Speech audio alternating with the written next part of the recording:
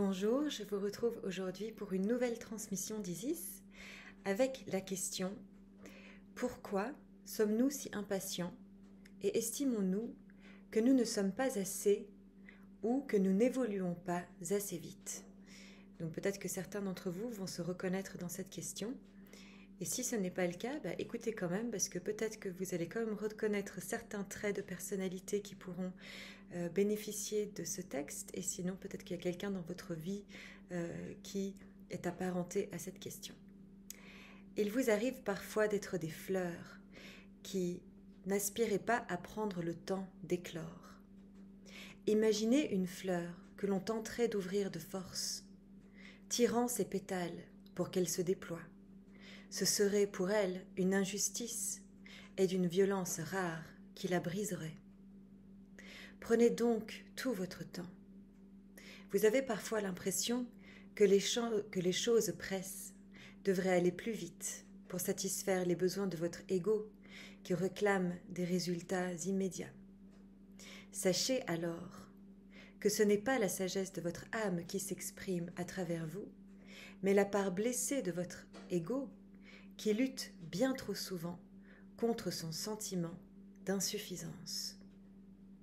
Nul n'est prié de courir plus rapidement que le cadran de la montre, ni de se détruire pour arriver plus rapidement à ses fins, qui ne le servent pas dans sa construction fondamentale. En sautant les étapes, vous induisez une mise à l'épreuve de votre système nerveux qui vous mène inéluctablement à la dépression ou au burn-out. Alors même que votre ego voulait vous faire gagner du temps, il vous a au contraire privé de toutes vos qualifications innées détenues dans le corps de votre âme. À terme, c'est une perte de votre précieux temps qui en sera induit. Détendez-vous. Sachez que lorsque vous arpentez votre route paisiblement, les opportunités ont l'occasion de se présenter à vous, tandis que lorsque vous vous précipitez, vous ne pouvez les reconnaître. Vous passez droit devant. Il est inopportun de ne pas profiter de la linéarité du temps qui vous est imparti. Discernez et collaborez avec l'agencement céleste des mécanismes qui gouvernent la planète Terre, donc au niveau du temps. Tenez-vous droit, calme, serein. Avancez tranquillement au rythme qui vous correspond. Vous verrez alors votre vie se déployer avec ses nombreuses opportunités et synchronicités. Toutes les magies vous seront apportées. Lorsque vous vous empressez ou vous montrez impatient, vous éliminez toutes les chances pour que, au sein de votre être et de votre vie, la magie puisse être accomplie. Hâté, vous vous êtes fourvoyé sur un mauvais pas. Nourrissez la confiance en le temps que prennent les choses. Apaisez-vous, relaxez-vous. Votre vie n'en sera que meilleure. Ceci, je vous le promets. Vous saurez saisir les occasions qui se présenteront à vous et vous y investirez avec toute la joie et l'enthousiasme de votre corps. Ceci contentera aussi bien votre âme que votre corps de lumière qui se manifeste à travers vous. Votre ego profitera de cette leçon. Je voudrais ajouter encore qu'un nombre conséquent d'entre vous n'ont pas d'intention, ignorent ce qu'ils veulent faire d'eux-mêmes et de leur vie. Je m'adresse à tous ces êtres-là pour les soutenir par le partage de ces quelques lignes. Apaisez-vous.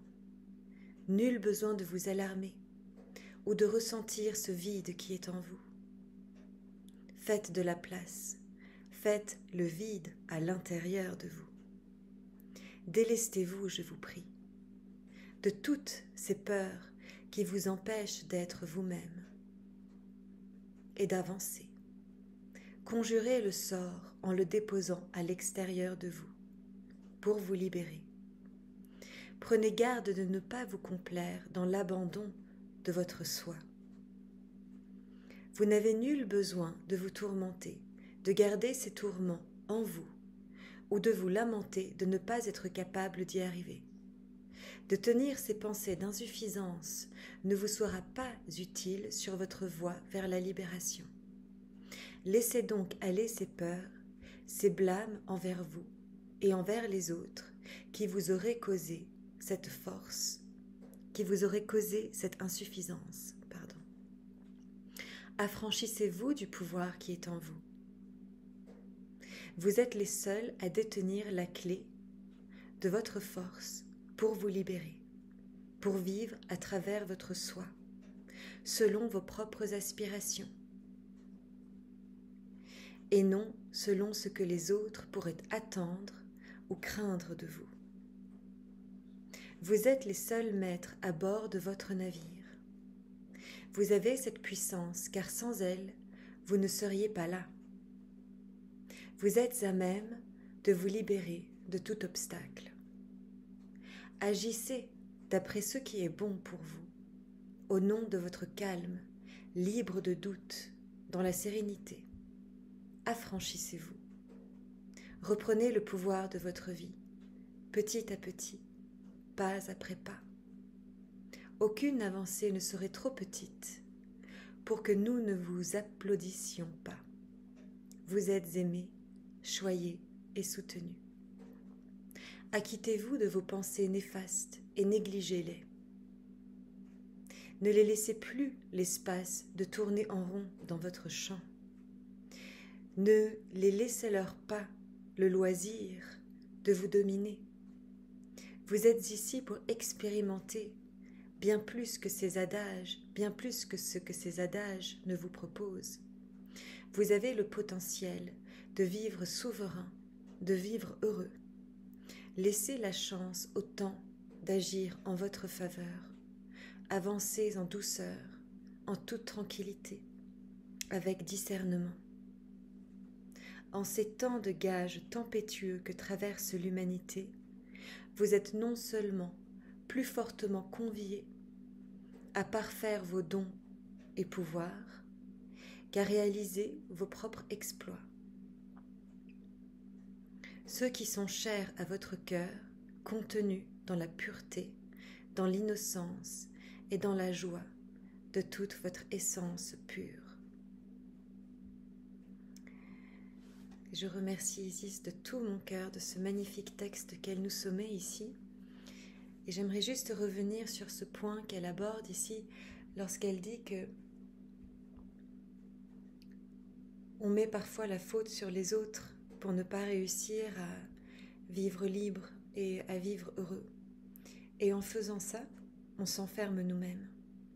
Et on a tout intérêt de reprendre la responsabilité de nos malheurs et de s'en libérer de manière autonome et adulte, ce qui veut dire la maturité spirituelle, pour pouvoir accomplir ce pourquoi on est là et déployer tous nos dons et nos talents qui sont logés dans le corps de lumière de notre âme. Et j'aimerais aussi revenir sur ce qu'elle dit, que nous avons cette force, nous avons cette puissance-là à l'intérieur de nous, parce que sinon on ne serait pas là. Et elle nous rappelle ici la puissance et la force qu'il a fallu pour un être, pour une âme, de venir s'incarner dans ce champ polarisé qu'est la Terre. Et nous sommes tous des êtres extrêmement forts et extrêmement puissants. Et je vous invite à vous souvenir, à vous rappeler de votre puissance.